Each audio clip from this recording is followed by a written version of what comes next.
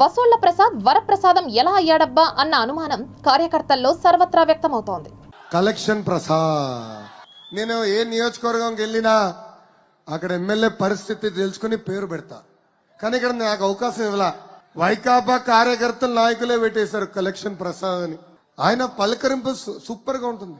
అమ్మా బాగున్నావా, చిన్న కంగారు పడొద్దని చెప్తాడు. కానీ ఏ ఒక్క పని చేయడు. ఇంటికెళ్తే ఇచ్చిన హామీలని మర్చిపోతాడు. తమ్ముళ్ళు గుర్తుందా? గూడూరులో నిర్వహించిన యువగలం పాదయాత్రలో గూడూరు ఎమ్మెల్యే వరప్రసాద్ గురించి నారా లోకేష్ ఏమన్నారో. గూడూరు ఎమ్మెల్యే వరప్రసాదరావు అక్షరాల 100 కోట్ల రూపాయలు పెట్టి టికెట్ కొన్నారని స్వయంగా లోకేష్ గూడూరులో తీవ్ర ఆరోపణలు చేశారు. ఆ 100 కోట్లు తిరిగి సంపాదించుకునేందుకే ప్రజా సమస్యలపై దృష్టి సారించకుండా సంపాదనపై దృష్టి సారించారని లోకేష్ సంచలన ఆరోపణలు చేశారు.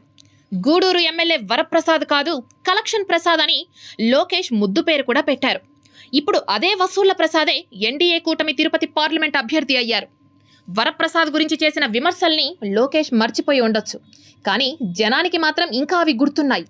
మరీ ముఖ్యంగా తెలుగు తమ్ముళ్లకెవ్వరికీ మర్చిపోని జ్ఞాపకంగా కలెక్షన్ ప్రసాద్ అనే మాట మాత్రం మిగిలే ఉంది. వైఎస్ఆర్సీపీ టికెట్ నిరాకరించడంతో బీజేపీలో చేరి కొన్ని గంటలు కూడా గడవకుండానే ఆ పార్టీ టికెట్ను వరప్రసాద్ దక్కించుకున్నారు.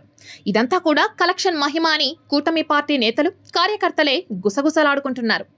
ఇదేందన్నా, యువగలం పాదయాత్రలో 100 కోట్లు పెట్టి ఎమ్మెల్యే టికెట్ కొన్నారని వరప్రసాద్ పై ఆరోపణలు చేశారు. ఇప్పుడు ఆ ఏర్పేడు లోక్సభ టికెట్ ను ఎంత పెట్టి కొన్నారు, కొద్దిగా చెప్పగలరా అని లోకేష్ ను జనం ప్రశ్నిస్తున్నారు.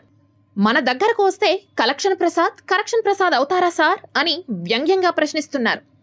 లోకేష్ వసూళ్ల ప్రసాద్ అంటూ తిట్టిపోసిన వైసీపీ ఎమ్మెల్యే కూటమిలో చేరగానే వరప్రసాదం ఎలా అయ్యారనేది అందరి నుంచి వచ్చే ప్రశ్న. తిరుపతి ప్రజానికం మరి ఆ వరప్రసాదాన్ని ఏం చేస్తారో ఆగి చూడ